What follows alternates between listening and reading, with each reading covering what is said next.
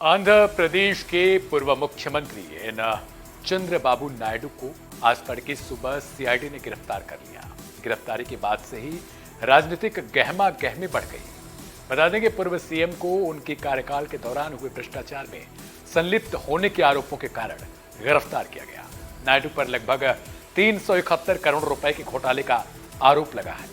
इतना ही नहीं बल्कि एपीएसडीसी यानी आंध्र प्रदेश राज्य कौशल विकास निगम घोटाले में चंद्रबाबू नायडू को मुख्य आरोपी भी बनाया गया है। हालांकि चंद्रबाबू नायडू लगातार इन आरोपों से दूरी बनाते नजर आए। नायडू ने अपने ऊपर लगे आरोपों पर कहा कि पिछले 45 वर्षों से मैंने निस्वार्थ भाव से तेलुगु लोगों की सेवा की है।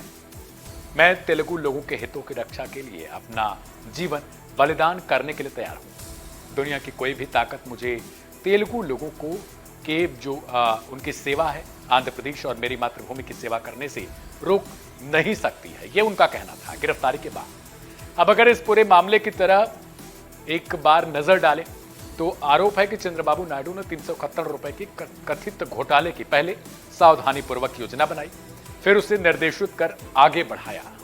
यानी पहले एक फाइल तैयार करते हैं, एक तरीके से समझिएगा आसान भाषा में, फिर उसके बाद उसको आगे बढ़ा देते हैं। सरकार द्वारा अग्रिम धनराशि का अधिकांश हिस्सा नकली चालानों के माध्यम से शेल कंपनियों को बांट दिया गया। वास्तविक रूप से ये चालान में बताई गई वस्तुओं की कोई डिलीवरी या बिक्री हुई ही नहीं। अगर आसान भाषा में बताऊं तो जैसे आप कोई ऑनलाइन सामान मंगाते हैं और आपको डिलीवरी मिल जाती है, लेकिन आपको पैसे पे करने पड़ते हैं। अगर आप पैसे पे नहीं करते तो शायद आपको वो ऑनलाइन सामान जो आपने ऑर्डर किया वो आपको नहीं मिलेगा। लेकिन यहाँ पर क्या होता है कि बिना पैसे के जो चीजें होती है वो डिलीवर कर दी जाती हैं। इनको दूसरी फाइल के तरीके से आगे बढ़ाया गया है। इसके साथ ही नायडू सरकार द्वारा जर्मन इंजीनियरिंग दिग्गज सीमेंस के साथ समझौतों के महज 3 महीने के भीतर ही संदिग्ध फंड रिलीज करते हुए 5 किश्तों में 371 करोड़ रुपए का भुगतान दिया गया। जबकि सीमेंस ने इन परियोजना में कोई फंड निवेश नहीं किया था। ऐसे धन का एक हिस्सा सीओआई क्लस्टर बनाने के लिए इस्तेमाल किया गया, जो आधिकारिक प्रक्रिया से हटकर था, जबकि बाकी हिस्सा शेल कंपनियों के माध्यम से भेजा गया था। साधारण भाषा में कहें तो युवा बेरोजगारों को कौशल प्रशिक्षण करना था, लेकिन यहां तो कुछ और ही हो गया।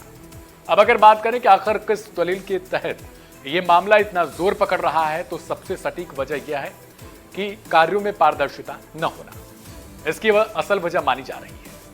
अब अगर बात करें कि आखिर पूर्व सीएम को किस धारा में गिरफ्तार किया गया, तो चंद्रबाबू नायडू के खिलाफ भारतीय दंड संहिता यानी आईपीसी के धारा 120 बी, 166, 167, 418, 420, 465, 468, 201 और 109 के साथ 34 और 37 के तहत मामले दर्ज किए गए। इतनी धाराओं के अलावा उनके खिलाफ भ्रष्टाचार निवारण अधिनियम यानी 1988 के तहत भी कार्रवाई की गई है। खैर, कौन सही कौन झूठ ये तो कोर्ट तय करेगा। हालांकि इससे लेकर राजद के प्रवक्ता मनोज झा से सवाल किया गया तो उन्होंने सारा ठीकरा पीएम मोदी पर फोड़ दिया। उन्होंने कहा कि चंद्रबाबू नायडू की गिरफ्तारी के बाद एक बात साफ हो गई कि पीएम मोदी और गृह मंत्री अमित शाह ने राजनीतिक विरोधियों को सलाखों के पीछे डालने की जो परंपरा शुरू की है उसके नए चेले बन रहे हैं, इसका पालन भी कर रहे हैं बखूबी। सुनिए उन्होंने क्या कुछ कहा। देखिए, चंद्रबाबू नायडू की गिरफ्तारी से मुझे एक चीज तो स्पष्ट हो गया, ये जो राजनीतिक प्रतिद्वंदियों को जेल के सलाख के पीछे रखने की गौरवशाली परंपरा मोदी जी और अमित शाह जी ने शुरू की है, उसमें नए चेले चपाटे भी शामिल होते जा रहे हैं। तो ये तो वो पूरी कहानी जिसमें नायडू को गिरफ्तार किया गया। आपको क्या लगता है कि वाकई बीजेपी की परंपरा ही असली वजह है? कमेंट कर बताएं और देखते रहें वन इंडिया हिंदी। नमस्कार।